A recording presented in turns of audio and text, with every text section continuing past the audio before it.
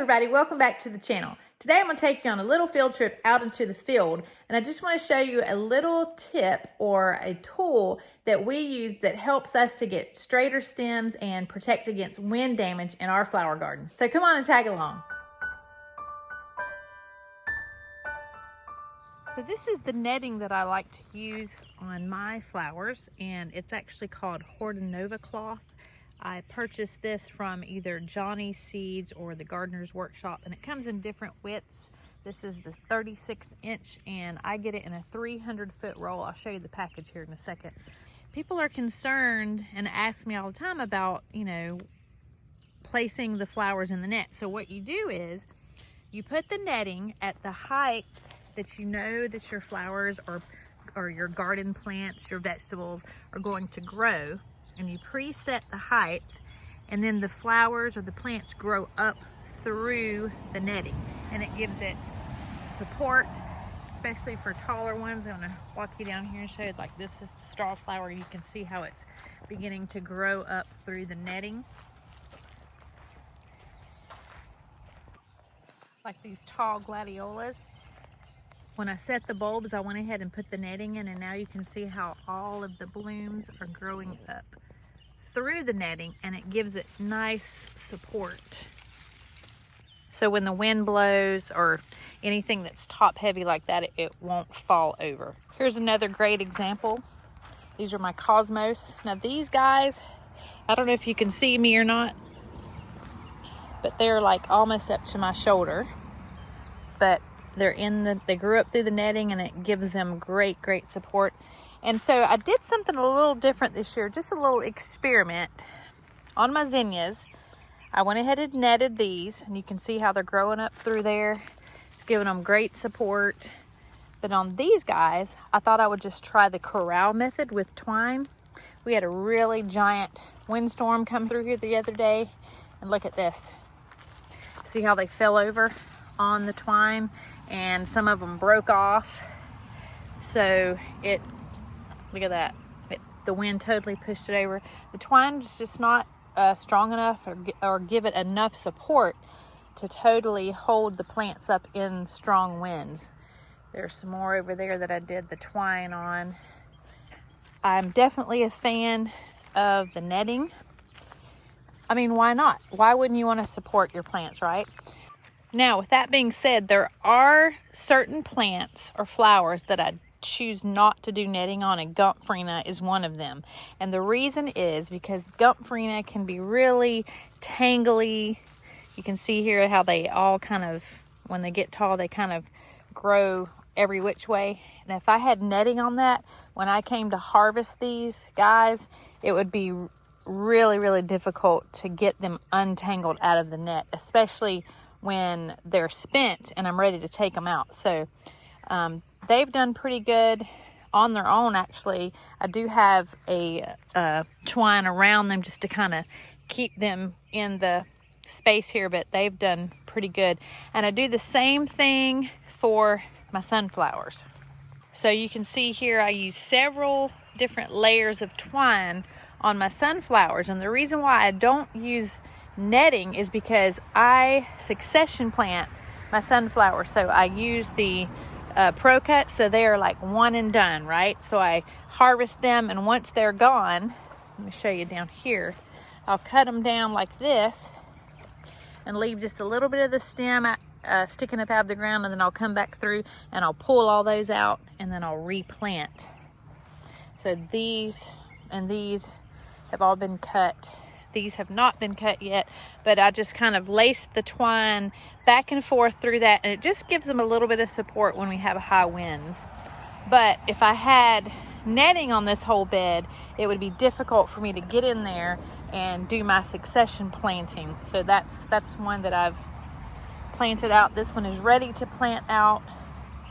This is one that I have succession planted. You see the different sizes, the different heights of the plants here. So I don't net my sunflowers for that reason. You can see this row right here. I just have a twine. I need to tighten that one a little bit. Sometimes I have to check it because in the weather it'll get loose. But just tighten that guy back up right there. And when these sunflowers grow tall like those over there, it'll give them just the support they need to not blow over in the wind. All right, here is a new bag that I've just purchased. We just had a rainstorm, so it's a little wet, but there is the brand Hortonova, and it is 3 feet wide by 328 feet long, and you just cut it. You just cut it easily with a pair of scissors to whatever length that you need. All right, I'm going to give you another example of why I like to use this stuff. So I can use this as a guide. I can set this netting really, really low down into my bed or garden area that I'm working with, and I can use this as a planting guide as well. So if I've got something that needs to be every 6 inches, I can use that, or every 12 inches, I just skip over. So you know, without having to measure or anything, it kind of helps you lay everything out. And you can see these lisianthus are really, really tight in here, and this netting supports them really, really well. So here's an example of a bed that we've just finished tearing out. It had gladiolas in it, and of course they're spent. So we pulled the bulbs to make room for a fall crop.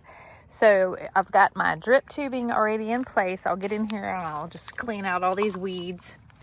And I'll leave the Hortonova or the netting attached to the end post here. So when I'm ready to replant, and roll it out and then line it up with my drip tube in the edge, and it gives you just the perfect grid so you'll know your spacing right where to plant everything where the emitters are. Dahlias is another flower that I choose not to use the netting. They're really delicate, and trying to get some of these flowers harvested up through the little squares is just, I don't know, it's just a little difficult for me. So I just corral these guys in, and it looks like a crazy spider web, but it works perfect for the dahlias. Here's another example of what happens when you don't net. This is my mint, and I actually could have used the netting on this because the rain just laid all this stuff over. So it was super tall, and then we had that windstorm and it came through here. It's even hanging off the side of the bed, so it would kind of help contain it. And it's great for super, super tall varieties of plants as well. This is chocolate Queen Anne's lace. Look at that.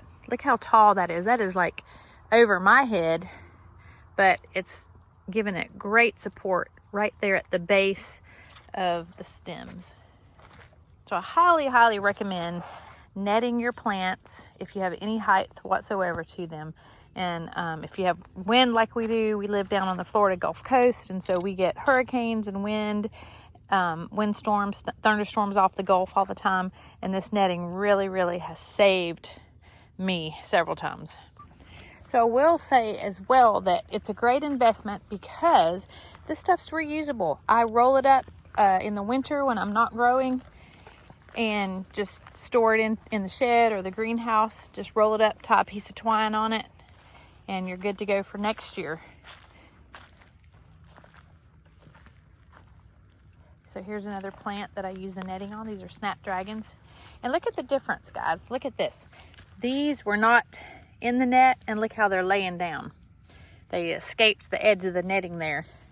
But had I been paying closer attention, I could have just stuck those guys back in there, and then when the wind came, they wouldn't have fallen over like that. So I highly recommend you use netting in your gardens, whether it's vegetables, flowers. It really, really will help give the support that you need. So as you can see, flower netting or plant netting can be a very, very useful tool when it comes to helping against wind damage or rain damage, or just growing straight stems. I know it's a little bit of work to begin with, but believe me, it is worth it in the end. So I hope you've learned something from this video. Stick around for the next one, and you guys remember to bloom where you're planted.